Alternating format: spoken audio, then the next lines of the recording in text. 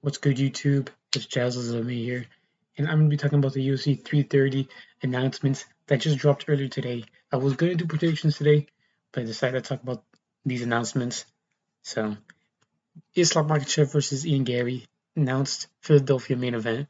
Co-main Mackenzie Dern versus Julian Robertson. Um, Islam versus Ian Garry is one of the most interesting fights at 170, in my opinion. I don't will it be a good fight? I really doubt it. Um, Not because these guys are boring by stylists. I just don't really see a scrap out of this. I see Ian Gary scarping around and making it. I can see. I feel like on paper, or maybe not on paper, but it feels like Ian Gary should make easy work of. Wait, what? No, I mean Islam Makhachev should make easy work of Ian Gary.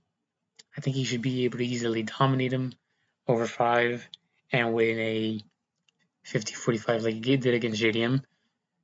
Not because JDM and Gary are the same fighter. I think that's become very clear. They're completely different. Ian Gary's far better lateral movement. He's far better at distance because he's also massive. He's very long and tall. And I think this is a very tricky matchup for Islam, which I still think he should do easy work of. Ian Gary still has some issues. He gets cut up pretty easily now. He's this little scratch on his face. Um, he's getting tagged up by Balal, but Islam doesn't really march forward with punches like that. So it will be interesting to see, and I think it's a lot closer than people think, especially because this is the year of the underdog. Who knows what happens? I think I'll eventually just pick Islam by decision. Originally, when this fight was in talks, I thought that Islam could get like a KO or a submission, more likely a submission. But the more I think about it, it's like Ian Gary does a really good movement. I think he'll cause a lot of issues for Islam, but he'll survive. And I think I can see Ian Gary be like, "Oh, I took 2 rounds of Islam Makhachev," and I can see that being his narrative. He took a round or two off the go of the sport, you know, and he'll be glazing against me. He's like, "This guy's the go of the sport. I just took a round off him. How good am I?" And that would be his narrative. He'll use it to shit on JDM as well. And yeah, if he has a moment on the feet against Islam when he has him scarping to the back after like a boxing exchange, I could just see all these things happening where he doesn't win, but he has moments and he survives to a decision where he's able to talk afterwards, like he did against Shavkat, like how he did it with he beat MVP, but when he was able to say about MVP, even after his like really lackluster performance against Bilal, he was talking like I was the best thing ever. And he even called out Islam there. So yeah, I understand what they want with Ian Gary or Morales. Better wins, just very clearly better wins. His wins also have aged better. The Prods one specifically. I mean, the Sean Brady one aged really well for Morales, but it's like this is his only big win.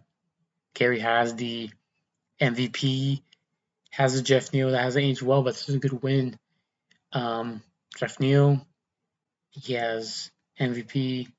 Pratas had a very close fight with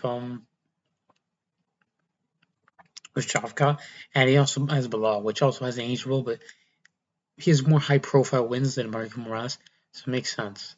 So I feel like they should make Pratas versus Morales next. If that's not next, I'll be very confused with the matchmaking, but it feels like that's what's gonna eventually happen. If not on this card, maybe another. But yeah, I think this is a far trickier matchup for Islam the more I think about it. But Islam should be able to win this clearly. I don't think he'll lose. I don't really see a world where I can see him getting like losing rounds, but I don't know if he'll lose the fight. I just can't really see Gary winning. Like, I feel like he'll have, like have moments, but he'll let the fight slip away. But amazing main event, great stuff from Islam in August, coming pretty soon, 2 months. Moving on to Jillian Robertson versus Mackenzie Dern. Where's Zhang Weili, man? Did I leave a reply?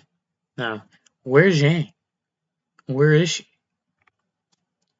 Why is she not fighting Mackenzie Dern? Is she gonna stay in what I think flyweight? Yeah, that's strawweight. So was she in staying like women's flyweight? But if she was, why wouldn't they just book her on the Macau card? And that's the fact that they're gonna have a Shanghai card later in the year. But then like who are they saving up for Zhang? Like who? Grasso? No, that doesn't make sense. Like are they just saving Zhang Weili for the end of the year? She does fight late. She's one of these fighters that fights once a year, but you tell me she couldn't have gotten like a fight already? This couldn't have been her.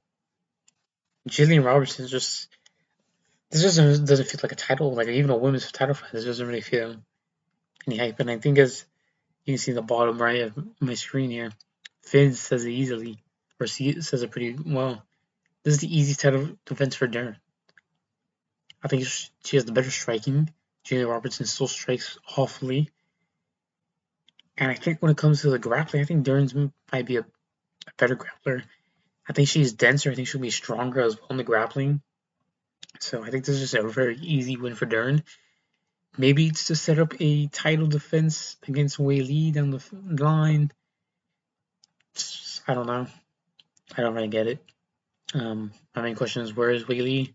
I know I've seen pictures of her. Someone sent me a picture of her doing stuff in like China, movie sets maybe. I don't know, but it's just very interesting career choices from Weili. But if she's staying at women's flyweight, it's like why hasn't she fought then? And it felt like she was very small for that division. I'd much rather I'd seen her move down. But I guess maybe there might be a Shanghai event later in this year that we don't really know about. Maybe we'll get Yadong on there. I guess we'll see. But I think Darren will win the season. I think she's just still overall everywhere better than Jillian Robertson. And Jillian hasn't really she had a very lackluster performance against Lemos. But I mean Lemos arguably no, she didn't arguably beat she did beat Darren. But Darren's a girl so and then here at the end, Aaron Blanchfield versus Jasmine Jasudavicius. Good fight for women's MMA. Decent grappling match. Um, as I said here, I think Blanchfield will dominate. Jasmine Jasudavicius hasn't looked impressive at all in her last two, and Blanchfield looked phenomenal against Tracy Cortez. So yeah, but overall, it depends what other fights get booked on this. I hope like a Morales maybe. Maybe they'll save that for a fight night card. Who knows? But I hope there's some big fights that get put on this because this is the strongest co-main. And it's not because it's a women's title fight. If this was Zhang Weili, that'd be a big fight. But I feel like the fact is Jillian Robertson. No disrespect to Jillian Robertson. We are Jillian Robertson fans, but it's just not the biggest fight. This is a decent fight, but I can see this opening the headline of the prelims. But phenomenal fight here. I hope they do Sean Brady versus Amosov next. I guess, I don't know, it depends what Usman's doing. Maybe they do Usman versus JDM. But will they want to wait that long? I don't know. The division's all funky. Oh, Bonfim versus JDM. That'll probably be next. Then I can see that being a Brazil main event. Then maybe, yeah, I don't know where they. Pratas is talking like he won't get another fight. What did I say here? I said Islam should win. But if if Garry makes it close, he will gloat about it for ages. Just like how he did with the Shavkat. I took Shavkat, the most dangerous dude in the division, all 5 rounds, and I almost subbed him. He's like that. So I think that type of mentality, I just can't see him winning. I think he'll just like lose a close decision and he'll talk about it, and then Islam will like retire or something, or get one more fight and retire. So yeah, but Ian Garry's very good. He's very underrated. He has good volume, has good striking. I'll have to rewatch how he deals with southpaws. I think maybe Shavkat was a southpaw against him in moments. I think maybe he is a southpaw. I don't know. It's been a while since Shavkat's fought. So yeah, Islam should win easily, but I think it'll be trickier than expected. And if he makes easy work of Ian Garry, I'll be shocked, and I'll be giving him more of his praises than he already does, than I already do. I mean, So yeah, if you guys enjoyed this video, let me know in the comments below. How do you guys think these fights go? Do you guys think he and Garry loses? Do you guys think you're the underdog and he wins? How do you guys think about Mackenzie Dern versus Jenny Robertson? Any ideas where Weili is? Someone said that she's trained to be a Tibetan monk. Who knows? Anyway, I drop predictions tomorrow. Because I haven't really felt like doing it. UFC Wild Card, UFC Freedom 250 took a lot on me mentally. It was crazy. I'm still recovering from what happened. Like I still can't even believe the outcomes of that whole card. But if you guys enjoyed this video, I'll catch you guys tomorrow. Peace.